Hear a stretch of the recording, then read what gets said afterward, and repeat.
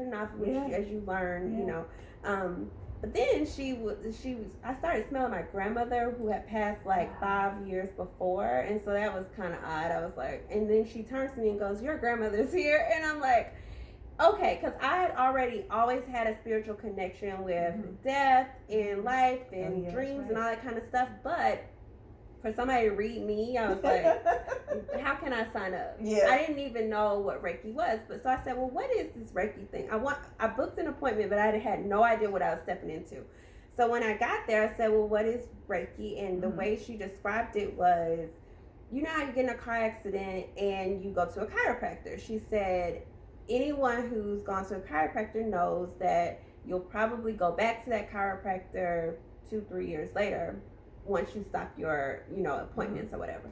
I said, okay. She said, Reiki is making sure that you are spiritually aligned.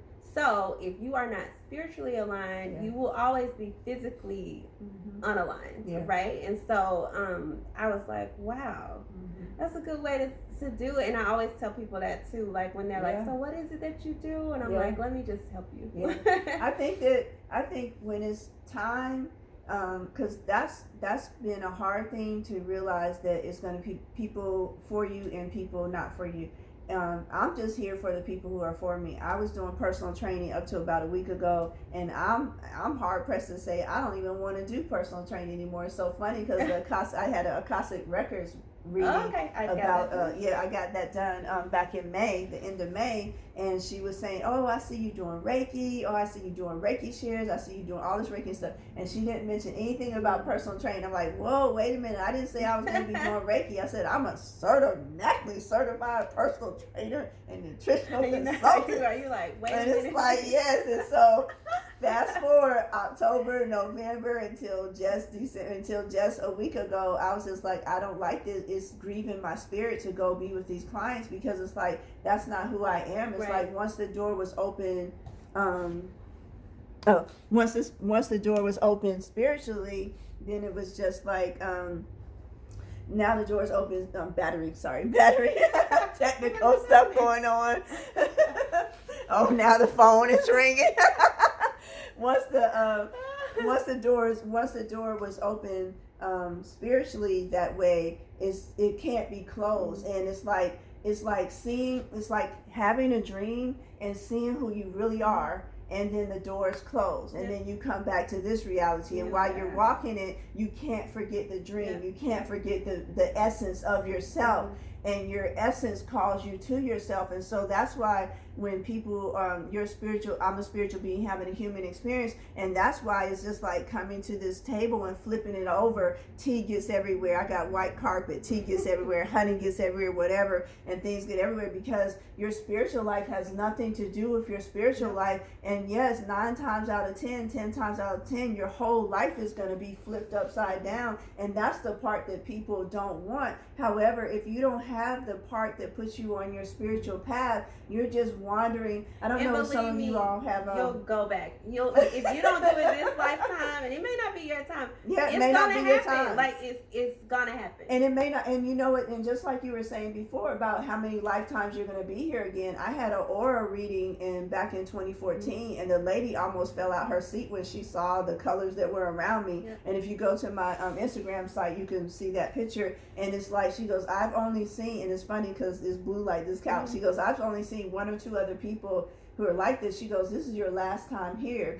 And I was scared because at the time I was in my early 40s and my grandmother died at 50. So I thought physically I was going to die at 50. I was like, oh my goodness. However, as I started getting spiritual information and going on this journey of spirituality, then I learned what was happening. And then now I'm glad that this is my last time here. So what you want to do next? What you gonna do now? I want to be an ascended master. I want to go on to the next thing that you're supposed to be and do. Is like, I'm no longer attached to this realm like that. It's just like I see past that. I see into the greatness of myself, and that's where I want to be. Not holding to this spot and holding to whatever's and here. I think that's where. And so I freak a lot of people out too, because I'm so okay with death.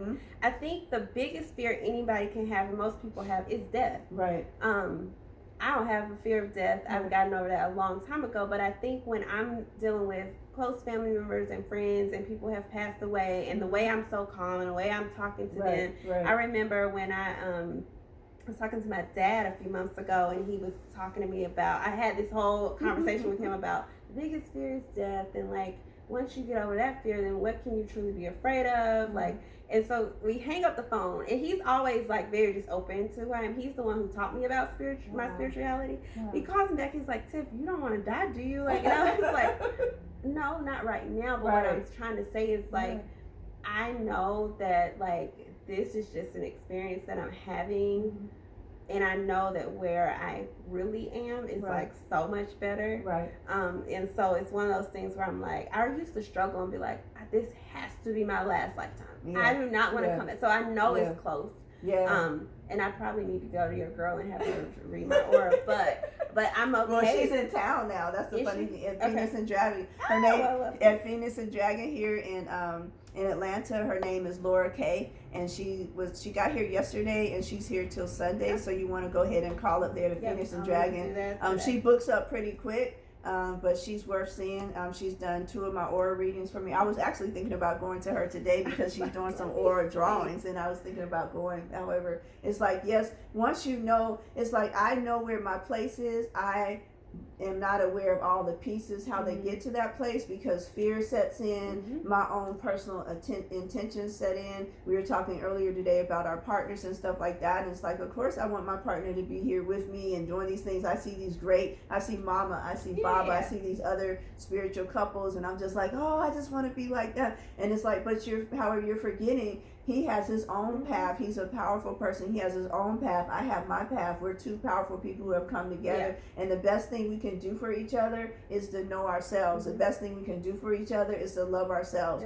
and to stay on our path. If our paths merge together on their own, that's what they're supposed to do. If they diverge, then that's what they're supposed to do, and not be attached to any of it. And it was so hard getting to that place. So now that I'm in that place, it's still hard to walk it out every day. However, I know that the greater good for my last lifetime being here is to be available to people as they go through their journey, so they can see clearly themselves. And so when they reflect off me, when they mirror off me, when they see my transparency and they get something from it, that's my gift, that's my journey, and that's what I'm supposed to be doing. And I'm wholly committed to that. I do the double nickel in September. However, in 2012, I remember telling someone that all I want to do every day is be a spiritual person. All I want to do is live my life as a spiritual person. Okay. And so it's like, here I am today, and I'm living that. And I even walked away from a nice paying job to do that, and I've been fine. And it's like, I feel fine. I'm in my purpose. I'm doing what I'm supposed to do. And it's not that you know every piece of it. It's not that you're always going to be okay with it. However, it's something in your spirit that settles in your soul that you're just like, I have to be this person. And so that's what Inside First is about for me. It's like, get to know yourself and see yourself and grow yourself, and everything that you want will come to manifest. Because if it doesn't, you don't want it. If it does, that's what you're supposed to have. I mean, I love that. And I think, and I was telling you before we started too, is like, that's been my biggest struggle. Is like, I want everything to be perfect, and I know that it will be at its own given time. But I think I've held off so long with like, you know, truly marketing my business, because I was like, I have this little clientele over here. Everything needs to be perfect with my website. That's not up yet, by the way. It will be. But, you know, I'm like, I'm still available, and I know that it will happen on its own given time. And so I started my Instagram page. I'm working on my website. I'm here with you on the couch to talk about my journey and to help others.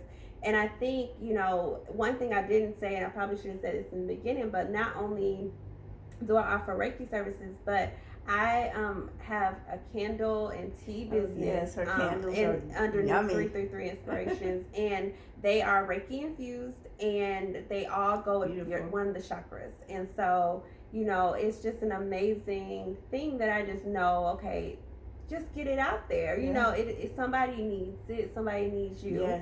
And that's the important thing, because that's what happened with the blue couch. I didn't even know what it was really about. I had even forgotten to even to talk about it, and Spirit reminded me to do the blue couch series. And it's just like, even with you, I saw you from another interview that I had done. I didn't think to reach out to you and say, hey, Tiffany, come on and do the blue couch. In fact, I was just so like, oh, I don't even know if people want to do the blue couch. And I don't even understand the blue couch myself, so I don't want to put people on the blue couch, And so she reached out and said she wanted to be a part of it. And so at that moment, the blue couch is doing what it's supposed to do, because it called forth your gift. It called you to remembrance of yourself. And like, hey, I have 333. I have all these things myself. I have all these things that I'm supposed to be manifesting and doing it. Let me go and do it. Let me be about my business. And that's when we see that in each other. We pull those things, out of each other. And it's like my being more calm on the blue couch than I was from the first interview, or when I put the call out, and I asked Tribe, I said, Tribe, I have to do this. Will you all come sit on the blue couch? And so you just never, if you think of who you may be, you don't even know that person, because you're thinking from a place of lack. You're thinking from a place of not being in touch with yourself. Fear, right? Yeah, like fear. It's powerful. Love and fear, and it's some stuff in between there. But the two big things are love and fear. And it's just like letting all of that go and trusting that like it's gonna be okay. Yeah. It's gonna be okay. It's gonna be okay. Yay. All right, sister. Well, I guess we can close with that. It's so funny that the perfection thing came up, because we had so many things going on with this camera, and I may have to do a small edit because I want to respect my sister. But anyway, I see why everything happened in the moment that it happened, and I received the experiences that have happened from this session. So I'm going to go ahead and sign off. Thank you for having me. You're so welcome, sister. I love you so much. And we're going to go ahead and do her reading. We don't know. We may post that reading. Yeah, we'll post it. Maybe. All right, you guys have a wonderful day. Bye. All right, bye-bye.